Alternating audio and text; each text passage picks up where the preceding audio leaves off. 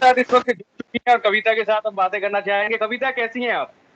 मैं बहुत अच्छी हैं, आप बताइए आप कैसे अनिमेश? बिल्कुल बिल्कुल बिल्कुल, मैं भी बिल्कुल ठीक हूँ। हम दोनों की, पूरी दुनिया की एक जैसी हालत है। वेल, उसके बारे में भी हम बातें करेंगे, लॉकडाउन लेकर बातें करेंगे, लेकिन सबसे पहले आपको मैं मुबारकबाद देना चाहूंगा, कांग्रेट्स कहना चाहूंगा फैजल सेफ को और पूरी की पूरी कविता भाभी टीम को, क्योंकि टॉप 10 वेब सीरीज में एक है इस वक्त लॉकडाउन के दौरान कविता भाभी। ओवरऑल एक्सपीरियंस प्लीज शेयर कीजिए। थैंक यू सो मच पहले कि आप लोगों ने इतना पसंद किया। मैं फेस्टिवल के बिहाफ से भी आपको थैंक यू बोल देती हूँ। ऑफ कोर्स अगर वो होते तो आपको थैंक यू बोलते। एक्सपीरियंस बहुत अच्छा रहा कविता भाभी बनाने का। अ, बस सडनली दिमाग में आया कि कुछ नया करना है, कुछ हटके करना है, तो वो क्या कर सकते हैं। तो इसी के ऊपर मेरा और फैसल का दिमाग बहुत घूम रहा था। जैसे कहते हैं कि घोड़े जो होते हैं वो दौड़ रहे होते हैं, वो हो रहा था। फिर एक लेडी है, इट्स सी कविता भाभी इज अ ट्रू इवेंट। क्योंकि जब एक वक्त था आपका 80s का और 90s का, तब ये फोन कॉल्स हुआ करते थे जिसे सेक्स कॉल्स बोला जाता है, ठीक है। जी तो उस वक्त की जितनी भी लेडीज थी, अभी तो खैर ऑब्वियस है वो चीजें नहीं है, अभी वीडियो कॉल्स आ गए, काफी सारी चीजें आ गई है। तो उस वक्त ये हुआ करता था और उन लोगों को, उन आदमी को, आई वुड से, जिनको एक प्लेजर चाहिए होता था सिर्फ बात करने के लिए। तो उस सिलसिले में उस वक्त एक लेडी थी कविता, उनका नाम भी कविता ही था, और वो ऐसे सेक्स रैकेट जी। तो ये को इंसिडेंस हो गया था वहां पे। सो ये वो किया करती थी, सेक्स कॉल्स वगैरह उनके पास आते थे, वो भी बात किया करती थी बहुत उससे। और वो उस वक्त दिल्ली में थी। हमारी खुशकिस्मती ये थी कि वो दिल्ली में थी। हम, मैं और फैसल दोनों टिकट फटाफट book I and we went there, we met that lady. उनसे हमारी मुलाकात हुई, उनसे बातें हुई। Faisal is a writer also, तो वो उनको उनकी सारी बातें सुन रहे थे कि उनको क्या लिखना है। And me as an actress, मैं उनको ऑब्जर्व कर रही थी, जी। ऊपर से नीचे तक उनका बोलना, उनका चलना, कि अगर वो अंदर जा रही है एक कप चाय लाने के लिए भी, तो वो कैसे जा रही है। तो that was my homework that time, कि वो बोलती किस तरीके से। अच्छा, मैं एक बात और बता दूं, जितनी मुझे कमेंट्स आए हैं, सबने मेरी आवाज को बहुत पसंद किया है। आई मस्ट टेल यू, वो लेडी की आवाज was so appealing, it was so sexy. मजा आ गया उनकी आवाज सुन के। दो she was very ordinary looking lady, लेकिन क्योंकि फोन पे जैसे आप लोग आरजेज है, माशाल्लाह आप अच्छे दिखते हैं, ऐसी बात नहीं है जैसे मुझे दिख रहे हैं इस वक्त, लेकिन जी आप लोग की आवाज आपके ऑडियंस को आपकी तरफ खींचती है। सेम वे ऑन कॉल्स उनकी आवाज लोगों को उनकी तरफ खींचती है। और सेम उनकी मतलब मुझे ट्राई करने की कोशिश करनी पड़ी, लेकिन मुझे डायरेक्टर ने बोल दिया फैसल ने कि भी आप अपनी ही आवाज से बात कीजिए, जैसे आपको करना है। मैंने वैसे ही किया और उनकी आवाज भी यही थी। और जब हम लोग शूट कर रहे थे, अच्छा एक चीज मैं और बता दूं, उनके कुछ टेप्स भी हमारे पास थे, हमने लिए थे, क्योंकि फॉर द स्क्रिप्टिंग कि क्या बातें हुआ करती थी उस वक्त, किस तरीके से वो इंटाइस किया करती थी लोगों को जब बात करना होता था, कि ताकि वो वापस कॉल बैक करे। वो सेम जैसे कि आपने सीरीज में देखा होगा कि पर कॉल, पर मिनट के हिसाब से उनको पैसे मिलते थे। सो उस तरीके से तो बहुत ही ज्यादा मजा आया शूट करते हुए। एक रियलिटी देखने को मिली उस वक्त, क्योंकि उस वक्त वो काम किया करती थी और हमारी पैदाइश थी उस वक्त, तो हमें मालूम भी नहीं था कि होता क्या। तो महसूस करने को मिला कि 80 और 90s में क्या हुआ करता था, जो हम घर पे सिर्फ स्कूल के सिर्फ होमवर्क कर रहे होते थे, और जी। हमारे बाहर दुनिया में क्या हो रहा होता था, अनलेस हम लोग बाहर खुद निकले और हमें पता लगा कि आखिर होता क्या है बाहर निकल के, क्या कैसे काम किया जाता है, कैसे नहीं होता। बट बहुत मजा आया शूट करते हुए। बिल्कुल कविता, और भी बहुत सारे सवाल है जो कविता भाभी लेकर मैं आपसे पूछने वाला हूं, लेकिन उसके पहले मैं जानना चाहूंगा, अभी लॉकडाउन के दौरान हम दोनों के पास थोड़ा सा वक्त ज्यादा है, इसलिए आपके फैंस, आपके फॉलोअर्स जो आपको पसंद करते हैं वो भी जानना चाहते हैं। कविता, बचपन की कुछ बातें हमारे साथ अगर शेयर करें, बचपन से क्या स्टूडियस थी, पढ़ाई में ज्यादा ध्यान देती थी, कैसी थी कविता? अरे क्या बात कर रहे हैं यार, मैं इंडस्ट्री में आई हूँ, आपको लगता है मैं स्टडीज में अच्छी होंगी? नहीं, बिल्कुल भी ऐसा नहीं था। आरजे आ, तो एक्टिंग वाले लोग को कुछ नहीं आता जी, हम लोग पढ़ाई लिखाई से तो दूर रहते हैं।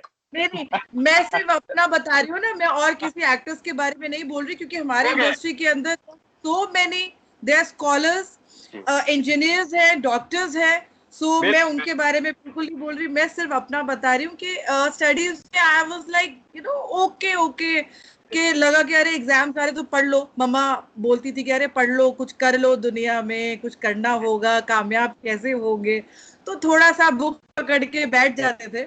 लेकिन जैसे ही टीवी की आवाज आती थी तो यू नो पानी के बहाने या वॉशरूम के बहाने निकल के खिड़की में से देखना कि क्या चल रहा है, कौन सा प्रोग्राम देख रही है पूरी फैमिली, तो we used to do that. और अचानक से जब मम्मा की नजर पड़ती थी तो डांट भी बहुत खाई है हमने इस चीज के ऊपर। पर बचपन का ये था कि स्कूल में मुझे साइलेंट गर्ल बोला जाता था, जितना मैं अभी आपसे बात कर रही हूँ इतना कॉन्फिडेंस नहीं था, मुझे ऐसा लगता था मैं कुछ बोलूंगी सामने वाला हंस पड़ेगा शायद और मेरा मजाक बना देगा, तो वो एक चीज मेरे दिमाग में बहुत रह रही थी। बट बहुत जब इंट्रोवर्ट घर थी, से बाहर इंट्रोवर्ट। निकलना हुआ तो ऐसा लगा कि नहीं भाई, कॉन्फिडेंस होगा then only you can survive, otherwise घर पे बैठो, खाना पीना खाओ, टीवी देखो, खाने सीखो कैसे बनाने, बस ये। बट निकलना था, काम करना था, तो कॉन्फिडेंस भी आ गया। एंड इसका मैं श्रेय अपनी मम्मा को देना चाहूंगी जिन्होंने मुझे इनकरेज किया। दूसरा श्रेय मैं मेरे डायरेक्टर फैसल सैफ को देना चाहूंगी जिन्होंने मुझे बताया कि कविता, अगर सरवाइव करना है then you have to be outspoken, you have to wear that confidence, otherwise आपके लिए इंडस्ट्री नहीं है, आप वापस दिल्ली जा सकते हैं। सो ये दो लोगों का श्रेय देना, इन दोनों को देना चाहूंगी। बहुत बहुत शुक्रिया इन दोनों को। बिल्कुल बिल्कुल। और उसके बाद कविता, आपने बहुत सारी अच्छी अच्छी मूवीज की, आप कन्नड़ मूवीज में नजर आई, तमिल में, हिंदी सीरियल्स, वेब सीरीज, साथ साथ इंग्लिश भी आपने अब एक प्रोजेक्ट काम कर लिया है। तो मुझे बताइए ये सफर आपका कैसे शुरू हुआ, आप मूवीज में आपकी जो एक्टिंग करियर कैसे शुरू हुई आपकी? जब मैं मुंबई आई थी अपनी माँ के साथ, तो कुछ मेरे ख्याल से 1 महीना मेरी मम्मा मेरे साथ यहाँ पे रुकी थी टू सेटल मी डाउन। फिर उसके बाद घर पे जाना ऑब्वियस है, मेरी पूरी फैमिली थी वहाँ पे, तो मम्मा यहाँ पे छोड़ गई कि चलो आपका सफर शुरू हो गया और बस चलते बनो, अपना फोकस रखना, इधर उधर कहीं डोल वोल मत जाना, नहीं तो कुछ नहीं कर पाओगे, वापस आ जाना हो जाएगा। तो ये काफी सारी चीजें थी मम्मा जाने से पहले, ट्रेन में बैठने से पहले इतना कुछ बोल के गई थी। जी। और वहां से मेरा स्ट्रगल शुरू हो गया। और स्ट्रगल ऐसा था कि मुंबई में नई नई थी, मालूम नहीं था कि किससे मिलना होता है, क्योंकि कुछ एक इंटरव्यू सुने थे अपने वक्त में दिल्ली में, तो ये सोचा था कि भी शायद कॉफी शॉप में बैठूंगी तो कोई डायरेक्टर शायद स्पॉट कर लेगा, शायद कोई प्रोड्यूसर स्पॉट कर लेगा, लेकिन वो फिक्शन रहता है, रियलिटी में शायद ऐसा मेरे साथ नहीं हुआ, हो सकता है किसी के साथ हुआ हो, मेरे साथ ऐसा नहीं हुआ। तो मेरा स्ट्रगल बड़ा लंबा रहा, काफी सारी लोगों को ऑडिशंस देने के लिए गई, पता लगा बैंड्रा में ऑडिशन होता है, श्रीजीज में होता है, चलो अगर पैसा कमाना है, अगर सीरियल में कुछ नहीं हो रहा, चलिए ऐड कर लीजिए, ऐड में थोड़ा सा पैसा मिल जाता है। तो मुझे लगा कि अगर एक भी ऐड मिल गई, अगर मुझे वो थोड़े से पैसे मिल गए तो मैं एक थोड़ा सा और अपना सर्वाइवल प्लान कर सकती हूँ। बट बदकिस्मती मेरी, मैं हमेशा नॉट फिट द बिल रही हमेशा, जैसे कि यहाँ का एक टर्म है, तो वो मुझे हमेशा से मिलता रहा। फिर किसी तरीके से मेरी मुलाकात फैसल साहब से हुई, मुझे एक छोटी सी ऐड की थी मैंने for Pogo, it was for हाथी मसाला, तो मैंने की थी। और उसी में से क्रू में से किसी ने मुझे फैसल का कॉन्टैक्ट दिया कि ही इज अ डायरेक्टर और इन्होंने एक फिल्म जिज्ञासा बनाई है ऋषिता भट्ट को लेके, and it was a big hit, तो आप जाके मिलिए अगर देख रहे हैं तो, for assistant, you know as an actress मत चले जाइएगा, एज एन असिस्टेंट जाएगा। मैं कहा चलिए एज एन असिस्टेंट चले जाते हैं, इंडस्ट्री से एक यू नो एक जोड़ रखना ही है तो असिस्टेंट करके कर लेते हैं, और कितने सारे एक्टर्स हैं जो एज एन असिस्टेंट ही आगे जाके कुछ हुए। तो मेरा उनसे मिलना हुआ, एज एन असिस्टेंट मैंने उनको ज्वाइन किया। फैजल साहब ने पूछा are you an actress also, तो मैं हल्का सा स्माइल, मैंने कहा हाँ। तो फिर मैंने, मेरी पूछने की जरूरत नहीं हुई फैसल से कि भी आपको कैसे मालूम, बट क्योंकि ही इज अ डायरेक्टर तो शायद अगर मैं ऐसा समझ गया। पूछती तो मे बी एक इंसल्ट हो जाता। तो ठीक है ये स्क्रिप्ट है, चलो बात करते हैं। हमारी प्री प्रोडक्शन चलती रही मूवी को लेके, एंड द मूवी वॉज 5 घंटे में 5 करोड़। जी। एंड जब लोग ट्रेवल कर रहे थे फॉर द शूट, हम लोग जब जलंधर जा रहे थे क्योंकि हमारी जलंधर में शूट थी, तो रास्ते में फैसल ने बोला एक रोल है उसके अंदर, अगर आपने देखा हो रेशमा का, तो मैंने कहा हाँ, वो हमने कास्टिंग नहीं की, तो कहता कास्ट तो मेरे साथ जा रही है। तो that was a biggest surprise for me travelling में। और पूरी रात मैं सोचती रही, जब तक हम लोग पहुंचे नहीं दिल्ली, तो ये सोचती थी कि शिट ये मिल गया है, अभी क्या करना है, कैसे करना है. Then he was the biggest support. He said I am there with you. ये एक छोटा सा स्टार्ट है, लो देखते कहाँ तक जाता है. फिर वहां से फैसल के साथ क्रिएटिव बातें और क्रिएटिव डिफरेंस ये as an assistant and as an actress बहुत रहे, जो आज तक है, और मुझे पता है ये मरते दम तक रहेंगे.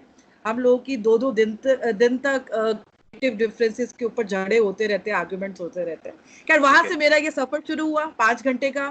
फिर जब मेरी फिल्म रिलीज पे थी, जिस दिन रिलीज हुई थी उस दिन मैं कनाडा फिल्म कर रही थी, मेरी फर्स्ट रागिनी आईपीएस. वो फिल्म मैं शूट कर रही थी और सारी खबर रखने की कोशिश कर रही थी कि फिल्म को लेके क्या हुआ क्या नहीं हुआ. फिर थोड़े वक्त के बाद ये पता लगा कि 2012 की अमंग्स 10 बेस्ट एरोटिक फिल्म्स के अंदर 5 घंटे 5 करोड़ का नाम आया. That was a good news for us. फिर रागिनी आईपीएस रिलीज हुई. फिर उसी दौरान काफी कुछ चलता रहा हमारा. फिर मुझे एक शो मिला विक्रम भट्ट जी का, who done it. It was a thriller जो स्टार 1 आया करता था, आपको याद हो, एक चैनल आया करता था, तो उस पे था वो शो. वो आया, फिर थोड़ा सा बीच में रुक गया. अब ये तो है नहीं कि मैं आई और इंडस्ट्री की शक्ल बदल गई, नहीं. बहुत स्ट्रगल था, टाइम लगा. फिर एक हॉरर फिल्म की, शैतान. देन फिर एक हम लोगों ने शैतान की. फिर हमारी एक इंटरनेशनल फिल्म बनी जिसको फैसल ने ही डायरेक्ट किया था, इस्लामिक एक्सॉर्सिस्ट. उसको भी अच्छी खासी रेविंग रिव्यूज मिले. People outside of India they love that film. और बस उसके बाद हमारी फिर कविता भाभी आ गई और आप लोगों ने और ज्यादा पसंद किया. और एक दो फिल्म्स और है, एज यू नो कि लॉकडाउन है तो we can't release films right now क्योंकि theatres are shut down. So बस कविता भाभी अभी ओटीटी प्लेटफॉर्म पे आ गई है और आप लोगों ने सबने पसंद किए और अब लोग आमने सामने बैठे और एक दूसरे का इंटरव्यू ले भी रहे और दे भी रहे. बिल्कुल बिल्कुल, बहुत मजा आ रहा है आपके साथ बातें करके. वैसे कविता, मैं और भी कुछ सवाल आपसे पूछना चाहूंगा. फैजल की सबसे अच्छी चीज आपको क्या लगती है? वो माशाल्लाह बहुत अच्छे डायरेक्टर है और आपने बहुत सारी मूवीज उनके साथ की है, तो बताना चाहेंगे उनकी एक चीज जो बहुत अच्छी है और एक चीज जो आपको बिल्कुल पसंद नहीं है. मैं अनिमेश आपको वैसे तो बहुत सारी चीजें, मैं कुछ ही चीजें बताना चाहती हूँ कि शायद मैंने कभी फैसल को भी नहीं बताई, क्योंकि मुझे ऐसा लगता है कि अगर मैं फैसल को बताऊंगी ना, किसी ने पूछा चने भी के नहीं होगा. झाड़ पे चढ़ जाएंगे वो. जी जी. Because we are like very good friends, तो एक दूसरे की लेग पुलिंग करते रहते हैं. फैसल से की एक चीज बहुत अच्छी है, ही इज वेरी डेडिकेटेड. अगर हम लोग स्क्रिप्टिंग पे है, फर्दर उस पे इनिशियल स्टेजेस पे है स्क्रिप्टिंग के, और अगर मुझे बीच में भूख लग रही है या मुझे कुछ खाने का मूड कर रहा है, तो मेरा डर ये रहता है कि फैसल से पूछूं कि नहीं पूछूं, क्योंकि दैट बंदा वो बैठते नहीं है during shoot. Also he doesn't sit. Faisal बैठ जाइए, ब्रेक हो गया, कुछ खा लीजिए, नहीं. That dedication of his is amazing. वो बैठते हैं ना खाना खाते हैं, कहते शूट पैकअप हो जाएगा उसके बाद खाएंगे. आफ्टर पैकअप भी पूरा डिस्कशन होता है कि कल क्या करना है. उसके बाद वो बोलते हैं लाइए प्लेट लाइए, अब मुझे भूख लग रही है. तो he is that kind of N director. And उनकी जो एरोटिका के ऊपर जो हमारे जो जॉनरास रहते हैं इंडस्ट्री के अंदर, एरोटिका, कॉमिक, रोमांस, हॉरर, उनके इसके ऊपर पकड़ बहुत अच्छी है. एरोटिका के ऊपर, देन थ्रिलर के ऊपर एंड हॉरर के ऊपर. He has a great great great hold, because ये तीनों ही मेरे भी फेवरेट जॉनरास हैं. एंड एक दूसरे को हम सजेस्ट करते रहते हैं. फिल्म्स को लेके भी कुछ अच्छा थ्रिलर दिख गया तो हम लोग ऑल ओवर द प्लेस हो जाते हैं कि ये फिल्म देखनी ही देखनी है हमें, या हॉरर कोई फिल्म आती है हमें थिएटर में जाके देखनी ही देखनी है. Because it's our study, being an actor, director और the makers, it's our study कि हमें ये चीजें देखनी ही है. तो ये चीजें हैं. और उनकी राइटिंग, उनका way of presenting a character कैसे करना है. और अगर हम सेट पे है और मेरा शॉट है और मुझे पूछना है कि फैसल ये आपका कैरेक्टर है कविता भाभी का या रेशमा का या और भी जो भी हम लोगों ने साथ में काम किया, तो कैसे है, तो उनका बोलना होता है, वो उनका फ्रीडम रहता है कि यू एज एन एक्ट्रेस आप क्या करना चाहते हैं स्क्रीन पे, पहले आप वो कीजिए. इन केस मुझे कुछ दिखता है कमी पेशी तो मैं आपको बता दूंगा। तो वो फ्रीडम फॉर एन एक एक्टर के लिए वो एक बहुत जरूरी चीज होती है। वो जो देते देते हैं सेट के ऊपर तो करते हुए और अपना खुल जाते हैं। आप अपना जी होल्ड करके नहीं रहते, आप खुल जाते हैं। तो आप अपना 1000% देने की कोशिश करते हैं और अगर कोई कमी पेशी रहेगी तो वो बाकी का परसेंट फैसल साहब पूरा करवा देते हैं। बिल्कुल बिल्कुल, ये एक अच्छे अच्छे डायरेक्टर की निशानी होती है जो अपने एक्टर को फ्री रखे और उसको अपने अपने तरीके से एक्ट करने दे। वैसे कविता मुझे ये बताइए कि लॉकडाउन का वक्त अभी बीत रहा है, लॉकडाउन में अभी आप कैसे समय बिता रही हैं, सुबह शाम तक क्या क्या कर रही हैं, कुछ और अपने क्वालिटीज आपने निकाली है क्या, कैसे बीत रहा है समय? मैं ना बहुत सोच रही हूँ काफी सारी नई चीजें सीखने के लिए। बेसिकली अभी तो खैर एक टीवी ऑन रहता है हमेशा, चाहे वो म्यूट पे हो वो ऑन रहता है, because I want my TV पूरी जब तक मेरी आंखें बंद नहीं होती नींद की वो ऑन रहना चाहिए। दूसरा बस थोड़ा सा लेट सो रही हूँ तो लेट उठना हो रहा है, पर जब उठना होता है तो फिर ऑब्वियस है बहुत लंबी फास्टिंग हो जाती है तो खाना खाना होता है। तो थोड़ा सा अपना कुकिंग वगैरह, क्योंकि अभी कंटिन्यू बेसिस पे कुकिंग हो रही है। पहले जब जी काम करते हैं वापस आते हैं तो ऐसा लगता है क्या बनाना के हुए हैं, चलो बाहर से ऑर्डर कर देते हैं। एज यू नो वो भी नहीं हो सकता। तो अभी जो भी मम्मा का सिखाया हुआ था पूरा बस वो कुकिंग चलती रहती है। फिर एक टाइम मिलता है बीच में जहाँ पे अपने आप को फिट रखने के लिए मैं रामदेव बाबा का योगा करती हूँ। अच्छा, मैं इसके थ्रू ये भी बताना चाहती हूँ, थैंक्स टू रामदेव बाबा जो योगा को इतना शुरू से करते आ रहे हैं, लेकिन हम लोग बेवकूफ काम के बोझ के मारे जी अब हमें रियलाइज हो रहा है कि अपने आप को फिट रखने के लिए, क्योंकि जिमिंग पूरी एकदम ही बंद है, आप जिम में जा नहीं सकते। तो या तो आप वॉकिंग कर लीजिए, रनिंग कर लीजिए, या आप योगा कर लीजिए। तो वो yoga is the best thing for me right now जो मैं करती हूँ। और फिर बस फिल्म्स जो जो नहीं देखी हुई थी उनको कैचअप करने की कोशिश कर रही हूँ। कुछ एक जैसे कि मैंने बताया क्राइम और या थ्रिलर मेरा फेवरेट जॉनरा है, तो वो मैं देखती रहती हूँ कुछ ना कुछ। उसके लिए वो मुझे ओके नींद नहीं आती जब तक मैं देखूँ ना। बिल्कुल। वैसे तो ये वैसे रहता है। कविता मुझे ये बताइए कि आपकी पहली इनकम, पहली सैलरी या पहली इनकम या पहला चेक आपको कौन सा मिला था, क्या था वो असाइनमेंट, याद है आपको? अच्छा, मेरा लाइफ का फर्स्ट एवर चेक था 3000 रुपीज का, जो जब मैं दिल्ली में थी।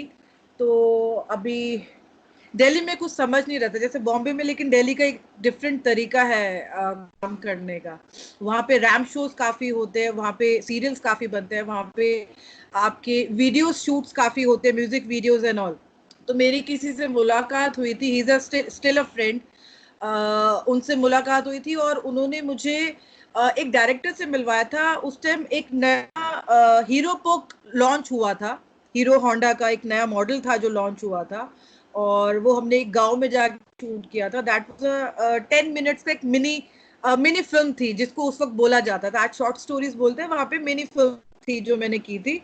तो वो 2 दिन का मेरा शूट था एंड 1500 पर डे के अकॉर्डिंगली मुझे 3000 का क्या मिला था वो चेक। एंड वो आते ही मैंने अपनी मम्मा को दे दिया था। तो that was first ever cheque जो मुझे मिला था वो, क्योंकि पता नहीं था कि क्या करना है, कहाँ यूज करना है, कैसे नहीं करना, तो वो सीधा मम्मा को लाके दे दिया था मैंने। So that was my first payment.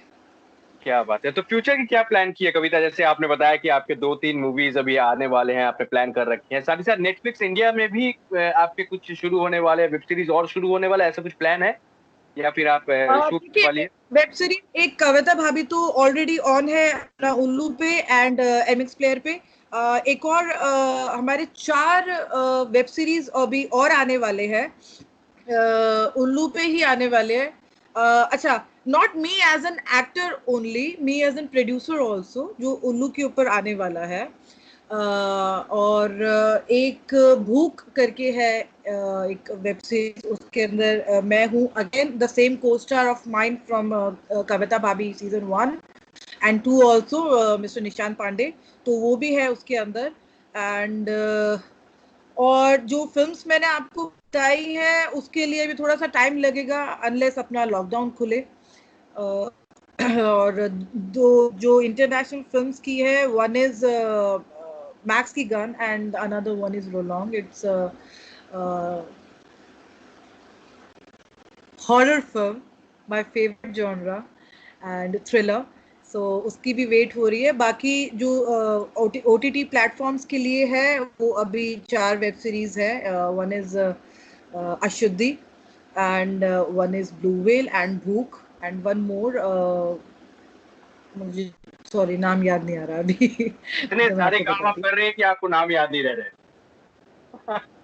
हाँ जी, क्या कह रहे हैं आप? इतने सारे काम आप कर रहे हो कि आपको नाम याद नहीं रह रहे. यार अनिमेश, मैं एक बात बताऊं, इतनी सी लाइफ है, मेरा ऐसा मानना है, सेकंड पल क्या जी, होने वाला है मुझे नहीं पता.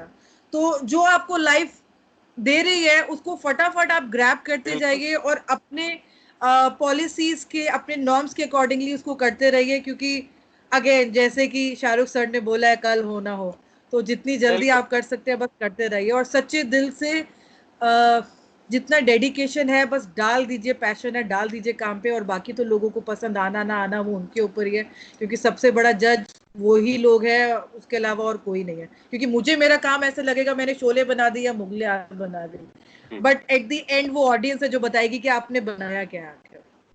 बिल्कुल बिल्कुल. वैसे लोगों की जब बातें हो रही है तो कविता, मैं आपसे जानना चाहूंगा, आपने आपने अपने डिजिटल प्लेटफॉर्म फेसबुक पर लिखा है कि no messages from 11 PM to 11 AM. ऐसा क्यों? जी बताइए. मेरी ये ये मेरी पॉलिसी है जो मैं थोड़ा सा फॉलो करती हूँ. क्योंकि मेरा ऐसा मानना है कि लेट नाइट कोई काम नहीं होता अनलेस आप सेट पे हो.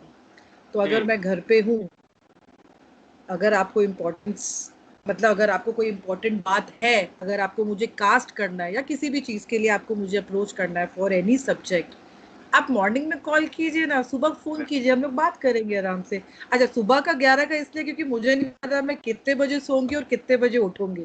सो ये थोड़ा सा मेरा टेंशन है. अगर जब जब मैं काम नहीं कर रही हूँ, अगर काम कर रही हूँ देन तो फिर जो भी कॉल टाइम होता है that time I am always ready. लेकिन ये थोड़ा सा एक नॉर्म है जो मैं थोड़ा सा लेके चलती हूँ. और ऑब्वियस है, सबकी अपनी अपनी एक सबका अपना अपना एक तरीका है जीने का. आपका भी एक तरीका होगा, आई एम श्योर. जो लोग मुझे बिल्कुल. मैसेज करेंगे या मुझे अप्रोच करना चाहते हैं उनका भी एक तरीका होता है कि अगर वो खाना खा रहे हैं तो फिर वो खाना खा रहे, they don't take any calls. हो सकता है शायद मैंने कभी लोगों को कॉल किया है दोपहर के 2 बजे या 3 बजे, तो वो सीधा फोन उठाते बोलते हैं अभी खाना खा रहे हैं हम लोग, बाद में बात करेंगे. तो मेरा भी वैसा एक नॉर्म है कि अभी रात में 11 बजे के बाद और सुबह 11 बजे से पहले मुझे. बिल्कुल, ये सही है और ऐसा ही होना चाहिए. कविता, कभी कोलकाता आपका आना हुआ है? कभी आप कलकत्ता आई हैं?